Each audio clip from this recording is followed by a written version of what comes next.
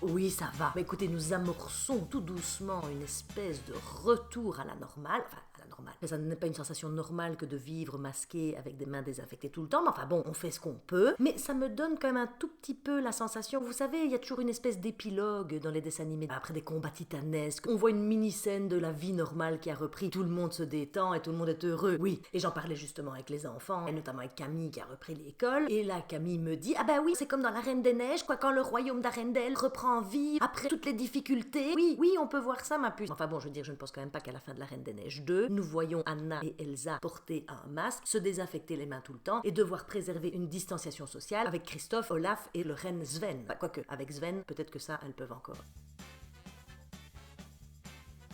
Non, c'est sûr que peut-être il faut un petit peu s'inspirer de la manière dont les enfants vivent les choses, parce que moi je pense que les enfants ont l'impression que la vie reprend son cours tout à fait normalement, mais il y a quand même une espèce d'incertitude, enfin je veux dire qui génère, mais c'est vrai, on ne sait rien sur rien. Est-ce qu'on partira en vacances ? Je ne crois pas. Oui, mais si on pouvait partir en vacances, est-ce qu'on le ferait ? Je ne crois pas non plus. Est-ce que l'école va reprendre normalement en septembre ? On ne sait pas. Est-ce qu'on va revivre une vie normale, c'est-à-dire aller au cinéma, aller au théâtre, voir des concerts ? Je ne sais pas non plus. Mais moi, je préférerais qu'on me dise clairement, voilà, il n'y a plus rien jusque janvier, comme ça au moins je le sais. Ben, honnêtement, je me mets à la couture ou au tricot. Bon. Soit on me dit, c'est bon, on est go. Mais bon, vu qu'ils ne savent rien dire. Oui, c'est une grande force de savoir qu'on ne sait rien sur rien. C'est vrai. Mais enfin bon, je veux dire, à un moment donné, ça...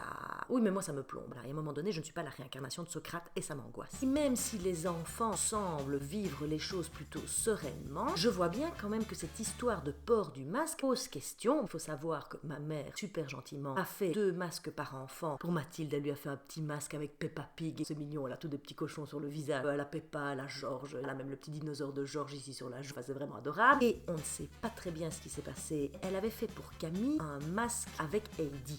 Bon, Camille a 11 ans. Oui, je doute qu'elle ait envie d'arriver à l'école et que tout le monde fasse Heidi, Heidi, petite fille des montagnes. Mettre un masque d'Heidi à 11 ans, je pense que c'était vraiment le dernier truc qu'il lui fallait. Alors en plus, ma mère nous les avait mis dans notre boîte aux lettres, mais la veille de la rentrée des classes de Camille. Donc je téléphone à ma mère, écoute maman, il faut que tu refasses quelque chose. Ma mère me dit, je n'ai plus de tissu, regarde dans tes vieux vêtements. Mais oui, mais je n'ai plus de vieux vêtements, puisque pendant ce confinement, j'ai tout trié, j'ai mis dans des sacs et j'ai tout apporté au petit rien. Ma mère me dit, bah t'as qu'à lui donner le tien. Oui, mais quand je lui donne le mien, il lui pend. Elle a un visage beaucoup plus fin que le mien, donc à un moment donné, les élastiques ça pend. En gros, on dirait qu'elle a un cornet de frites béant dans lequel on va pouvoir venir tremper une frite. Ma mère me dit, oui, ma mère est formidable pour ça, elle s'adapte à tout truc. Pas de soucis, je reçois ma machine à coudre, je vais bien trouver quelque chose, tu ne t'inquiètes pas, je viendrai déposer vers 22h un masque. Camille va dormir, mais avec une espèce d'angoisse, puisqu'elle ne savait pas quel masque elle allait mettre. Elle me dit, oui, mais je ne sais pas comment je vais assortir mes vêtements, alors puisque je ne connais pas la couleur. Je dis, écoute Camille, tu ne vas pas aller à un défilé de mode demain pour ta rentrée des classes, ce n'est pas Kim Kardashian qui fait une sortie à Paris, on découvrira demain matin dans la boîte aux lettres le masque qui a été déposé. Le matin, je me suis levée un peu plus tôt pour descendre à la boîte aux lettres, voir ce que ma mère avait déposé, je déballe le truc.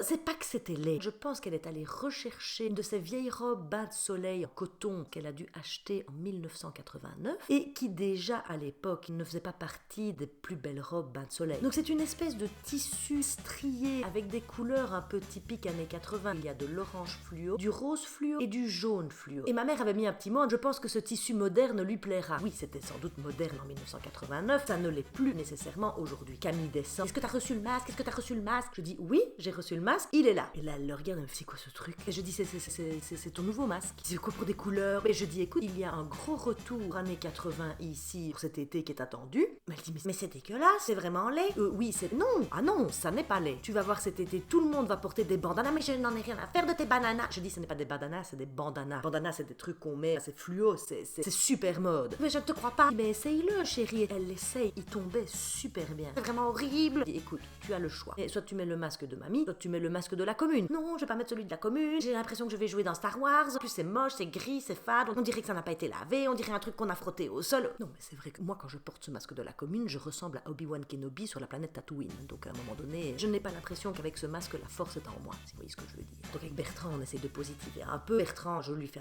de dire, fais gaffe à ce que tu dis. Là, Bertrand la regarde, il fait, oula, c'est flash ça. Oui, le jour où Bertrand comprendra les allusions que j'essaie de lui faire par rapport aux enfants, hein, les poules auront des dents. Elle a fini par partir à l'école avec ce masque masque, oui, certes multicolore, mais qui allait bien la protéger quand elle est revenue. Je voyais bien qu'il y avait quelque chose qui la chagrine. Je dis, mais il s'est passé un truc. Non, non, ça va, non, ça va, non, tout le monde est masqué, tout le monde est dans le même état, on peut rien toucher, on doit se laver les mains. Je dis, oui chérie, ça c'est normal. Je dis, mais raconte-moi, il y a un truc qui te chipote. Non, mais non, il y a rien qui me chipote, genre, pourquoi tu dis ça? Je dis, écoute Camille, je te connais, il s'est passé un truc. Non, il s'est rien passé. Puis elle sort son masque qu'elle avait remis dans sa mallette, et elle me dit, bah tiens, tu peux aller laver cette merde. Je dis, ok, il s'est passé quelque chose avec le masque, et là, elle se met à pleurer comme une espèce de fontaine intarissable. Je ne comprenais même rien de ce qu'elle disait. Qu'est-ce que de toute façon, c'est vraiment...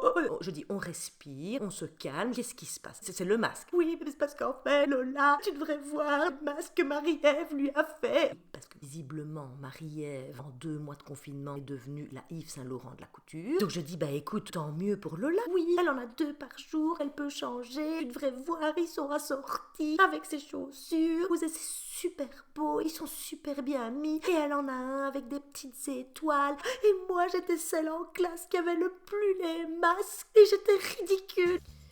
Oui, avant les enfants se comparaient sur leurs vêtements, et bien maintenant non seulement elles se comparent sur leurs vêtements, mais en plus elles vont se comparer sur le masque. Donc je dis, écoute Camille, je veux dire, le masque c'est pas un truc fashion. Oui mais bon, de toute façon je ne suis pas à la mode.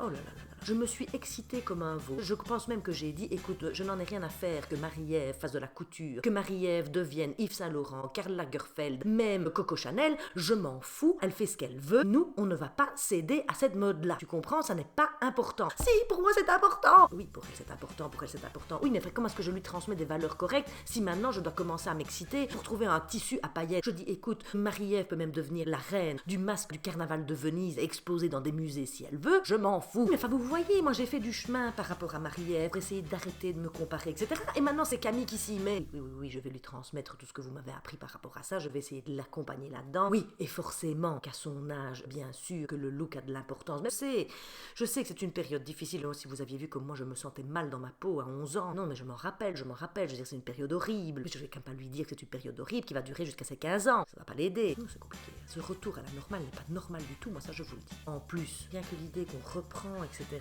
que ça redémarre. Et je vous l'ai dit la semaine dernière, je n'ai pas envie. Je dis à Bertrand, bah écoute, je me suis plaint de la surcharge de travail que j'avais, mais franchement, par moment, je me dis que je préférerais faire l'école à la maison. Là, Bertrand me fait, bah oui, mais tu sais que tu as les diplômes qu'il faut, tu pourrais suivre nos enfants, ils passeraient simplement leurs examens en fin d'année, on fait un truc à domicile comme ceux qui partent faire un tour du monde. Je dis, oui, Bertrand, je veux bien le faire si nous avons le projet en famille de partir faire un tour du monde pendant 1 an et que je déscolarise les enfants, ça c'est magnifique. Mais enfin, me taper 1 an de système scolaire pour 4 enfants d'âge différents à la maison, c'est quand même pas le même décorum que quand tu fais ça à Honolulu. Bon, oui, mais enfin bon, je proposais, si jamais tu voulais garder un autre rythme. J'ai dit oui, mais enfin bon, je vais pas continuer à travailler la nuit, Bertrand. Je veux dire, il faut bien que je reprenne le boulot. Enfin voilà, je ne sais pas vous, je me retrouve à être comme une espèce de personnage de pyjamasque, mais qui vit dans Grey's Anatomy, c'est-à-dire qu'il doit se désinfecter les bras et les avant-bras à longueur de journée. Alors oui, évidemment que je trouve ça formidable dans Grey's Anatomy parce que moi je n'ai pas choisi d'être chirurgien. Oui, bien sûr qu'on peut se mettre à la mode des chirurgiens. Oui, enfin on se met à la mode des chirurgiens si à côté de soi on a Owen ou Dr Mamour. Ici, dans ce cas-ci, Bertrand, hein.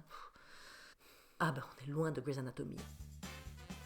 Comment dites-vous que c'est un principe de la vie que la norme change? Oui. Non, mais ça je sais bien. C'est sûr que fut une époque où on n'aurait pas envisagé même de se mettre en bikini et que maintenant on peut se mettre en bikini sans aucun souci. Mais non, je connais bien le principe de la norme. Mais oui, c'est-à-dire qu'ici, la norme bouge de manière très impressionnante d'un coup. Oui, c'est ça. Oui, c'est sûr qu'on va s'adapter, sûr qu'on va trouver d'autres systèmes. Peut-être même que dans 5 ans, nous vivrons tous masqués non-stop. On vivra dans un monde de Zorro. Est-ce que vous voulez que je vous dise? Peut-être que c'est ça la norme. Il va y avoir un glissement. Comment dites-vous? Oui, qu'on n'a pas d'autre choix que d'accepter que nous sommes en apesanteur dans quelque chose qui n'est pas tout à fait tangible, oui, et qu'on fait un jour à la fois. Oui, mais enfin bon, ça me donne un peu l'impression que nous sommes tous des cosmonautes partis en mission spatiale. On connaît la procédure, on sait bien comment faire. Oui, c'est sûr qu'on est comme dans une mission spatiale. On a été envoyé vers Mars, mais enfin, on ne sait pas quand on va revenir sur Terre.